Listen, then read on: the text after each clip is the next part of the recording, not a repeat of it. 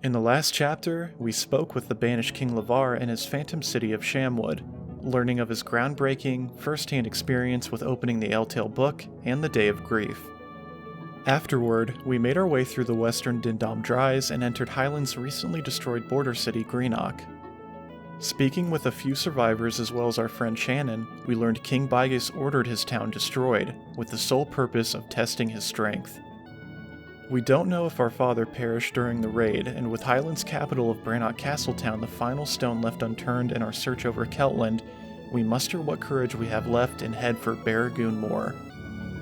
Braving the Boil Hole, the deadly magmatic caves that connect the Dindom Dries to the moor, the escaped murderer Fargo finally revealed himself to us.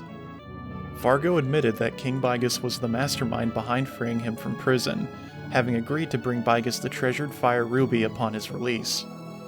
However, either corrupted by the gem's influence or due to his own rotten nature, Fargo betrayed King Bygus and intended to use the ruby's power to take the remaining gems from us to become king of all Keltland.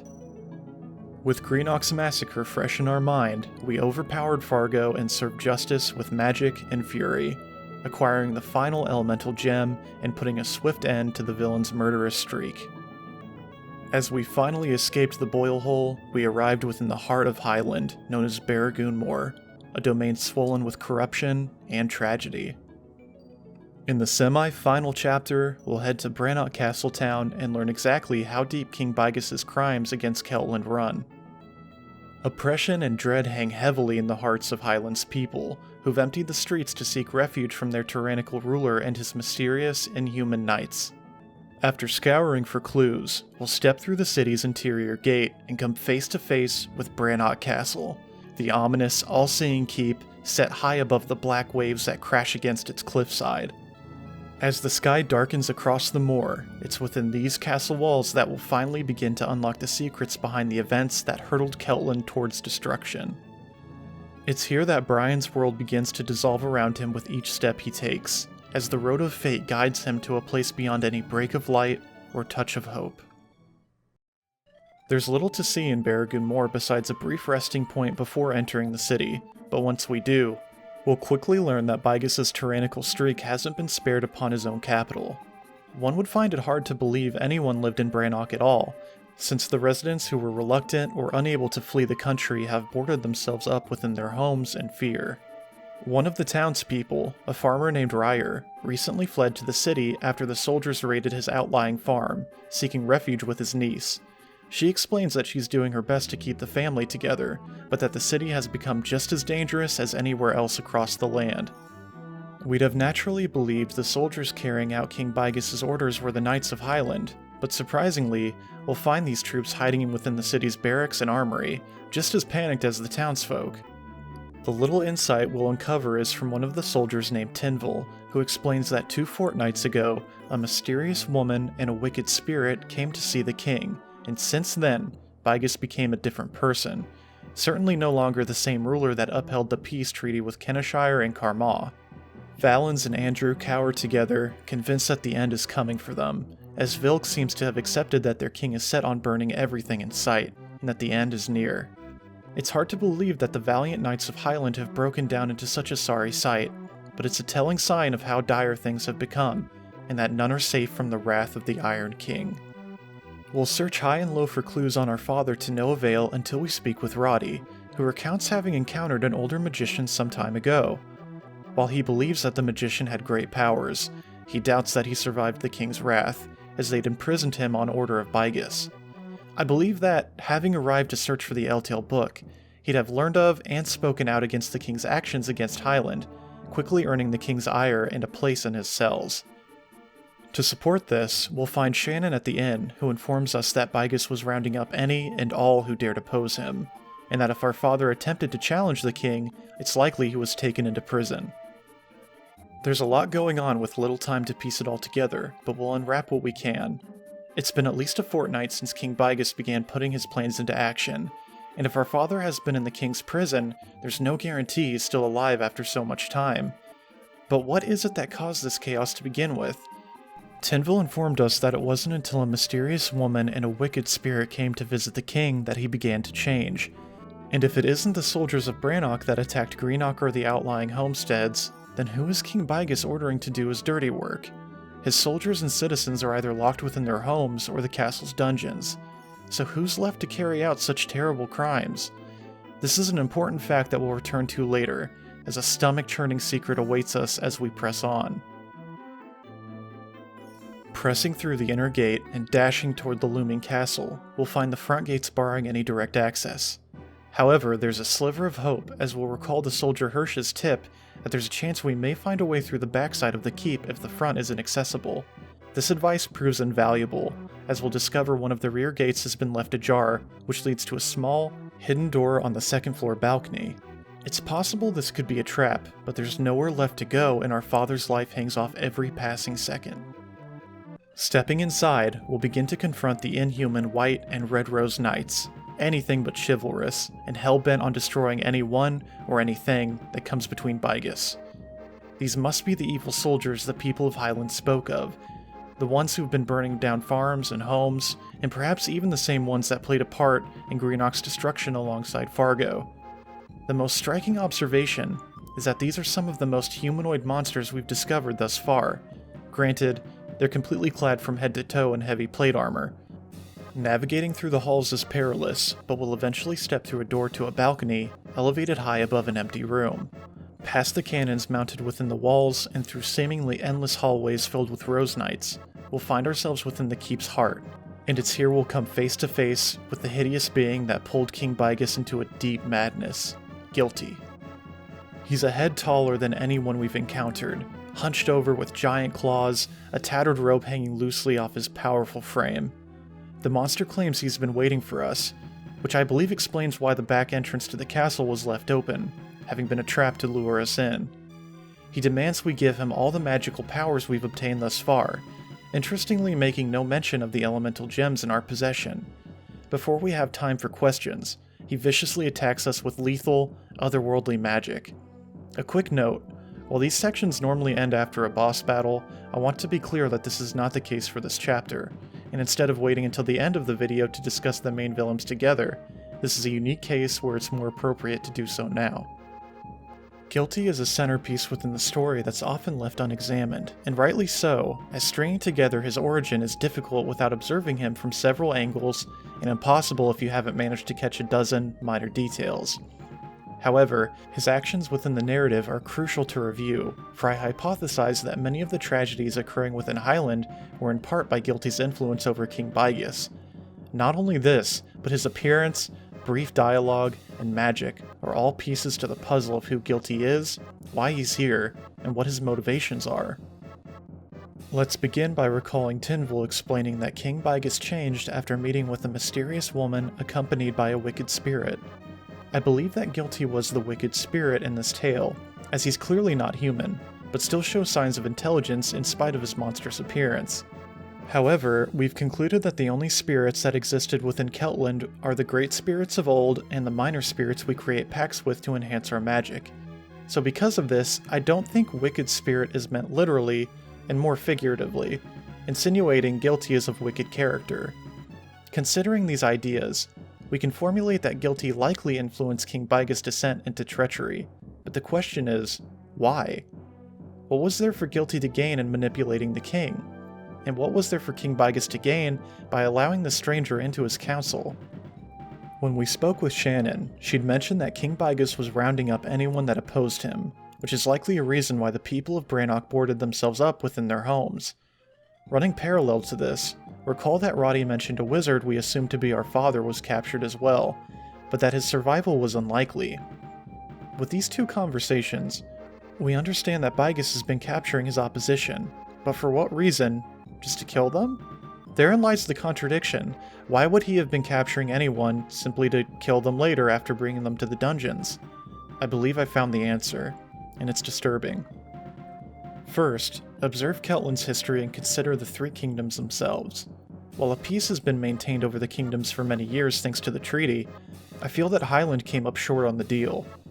Highland's entire geography encompasses a large, mostly barren moor, a vast desert, and a deadly volcanic cave. They lack the generations of wealth earned by Karma thanks to the excavations of the Barragoon mine, and they don't possess forests full of resources or the Dondaran artisans of Kenishire. The culture behind the Kingdom of Fire and Sword was derived from their ability to war and conquer. After generations of decaying purpose and content kingship, the ambitious Bygus takes the throne and wants more, not just for himself, but for all of Highland. Not necessarily evil given the circumstances, but it is a thin gray line between right and wrong. As the King's Court argues against breaking the peace maintained by the kingdoms, the perfect yes-man arrives at Brannock Castle, the intelligent and charismatic Guilty. Guilty is able to tell Bygus precisely what he wants to hear, and offers support for his grand plans with his unique knowledge and magical abilities. Bygus begins to imprison anyone that resists his will, and with so many rebels filling the castle dungeons, Guilty forms a solution to not only deal with the rebel threat, but directly increase Bagus's power and authority. He convinced Bygus to turn over the rebels into his custody, using their flesh and blood to create the Red and White Rose Knights that mindlessly skulk the halls for the king's enemies. We have yet to see in all of Keltland any monster that obeys an authority beyond their own, and I believe that this is why the knights defend the king so diligently instead of pouring throughout Highland to slaughter the people as monsters are dispositioned to do. The knights are under Guilty and Bagus's control, having no direct will of their own.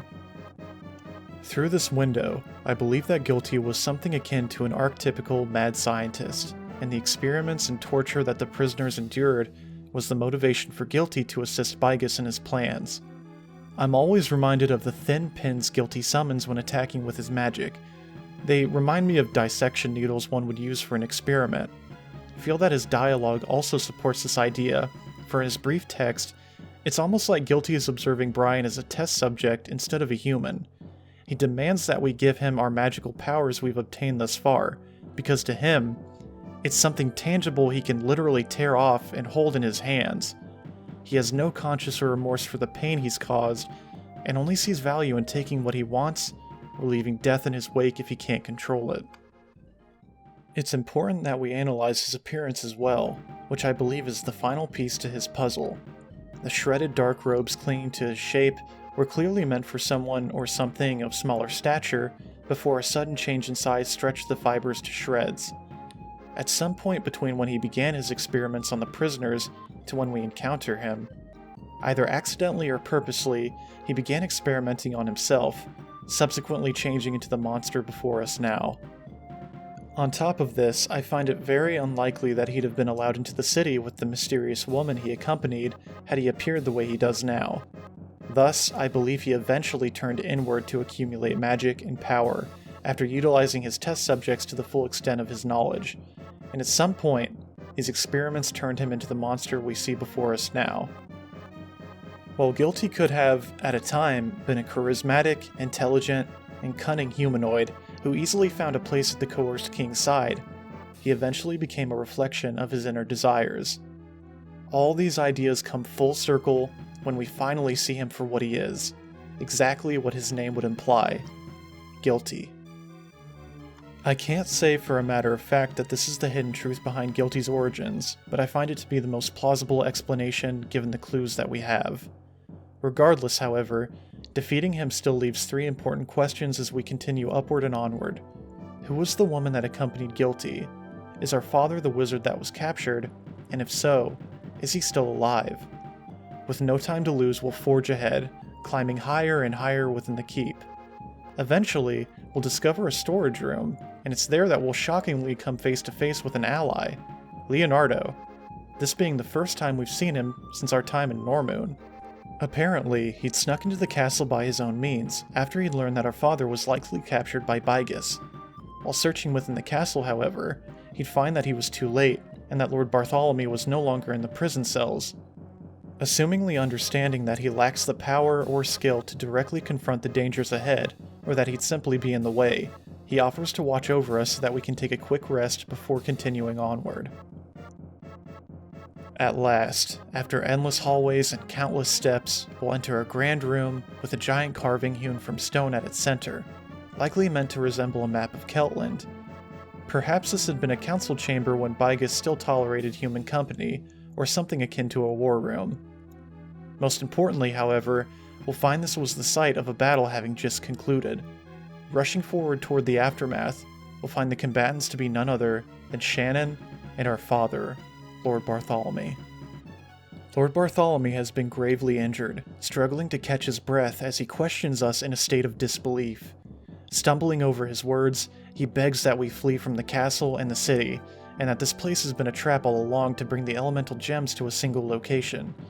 This concept fully dawns upon him as he concludes that we were lured here by Shannon, who's been working with King Bygus since the beginning, giving us proof that she was the mysterious woman that arrived a fortnight ago alongside Guilty. At some point, Shannon began pulling the strings to corral us toward Highland, and has likely done much to orchestrate the events that led not only to us, but all Ketland to this very point. Endeavoring to catch his breath, he struggles to explain that the Eltale book is much more than he'd ever thought, but his wounds prove too much as the pain overwhelms him.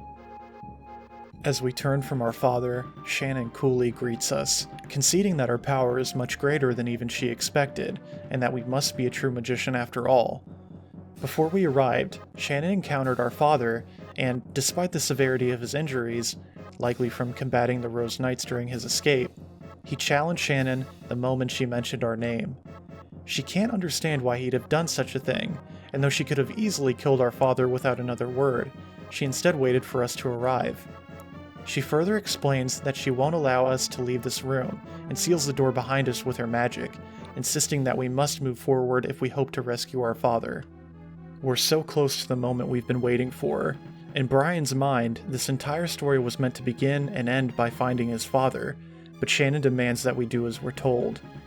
This entire scene is extremely important to examine more deeply, but we're going to return here in the final chapter. For now, we'll do as Shannon commands and continue. Passing through the connecting hallway, we enter the throne room, and it's here that the Iron King resides, where he slips deeper into madness within its cold, empty walls. This is the man responsible for the infamous criminal Fargo's release, which led to the innocent and good Lord Triker's tragic murder. The same man who corralled his own people into cells after setting fire to their homes and farms in punishment for opposing his grand visions for Highland. He then willingly allowed Guilty to create the Rose Knights by experimenting on the prisoners, creating a mindless army that would carry out any order without question, no matter how brutal. In the entirety of Quest's story, we've come up against the most inhuman of beasts, the most dangerous of demons, and the fiercest of foes, yet none come even close to being as monstrous as King Bygus, the one responsible for many of the events that have snowballed out of control. His hand firmly wraps the grip of his sword as he mutters to himself that if we've arrived, Fargo and Guilty must have been unsuccessful in stopping us.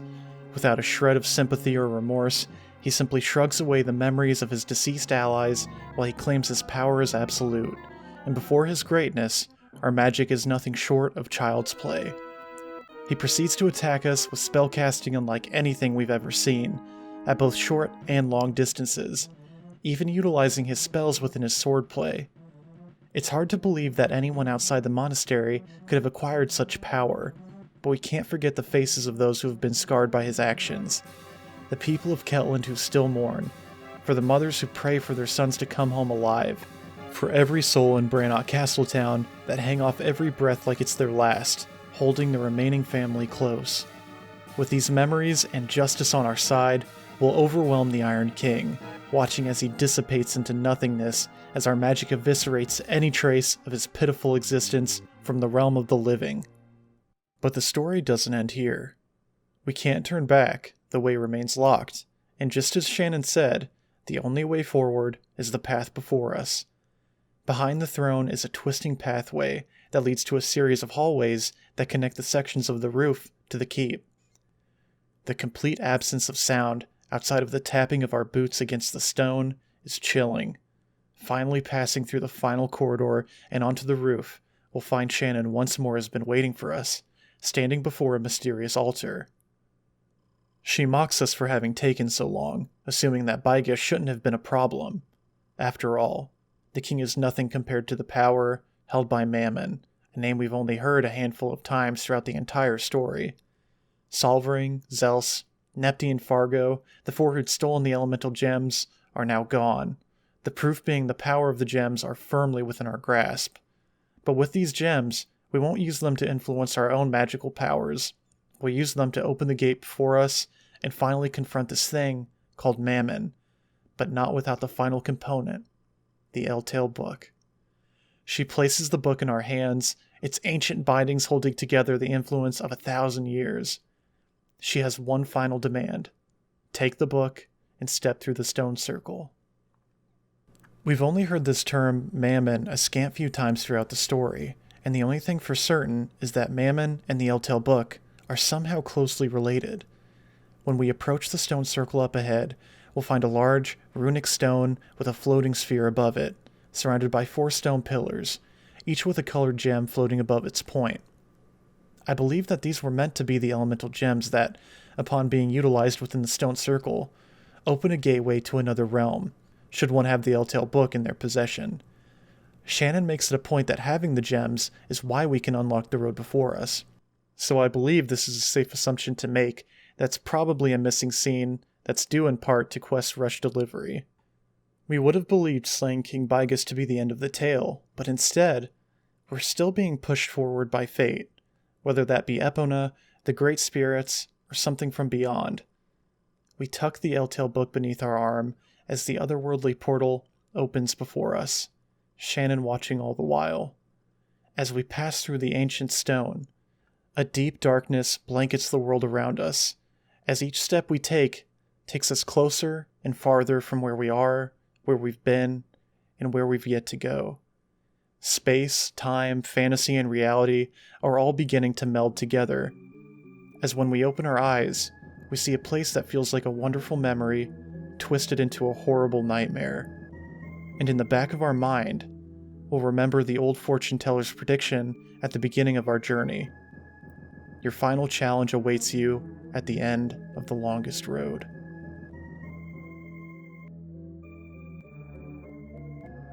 Part 6 will be the grand finale of the Story Explained section of this series. All the loose ends will be tied as we come to the final climax and resolution, as well as revisiting several key moments in the narrative. I thank you from the bottom of my heart for your patience, and I hope you'll join me for the end of Quest. Thanks for watching.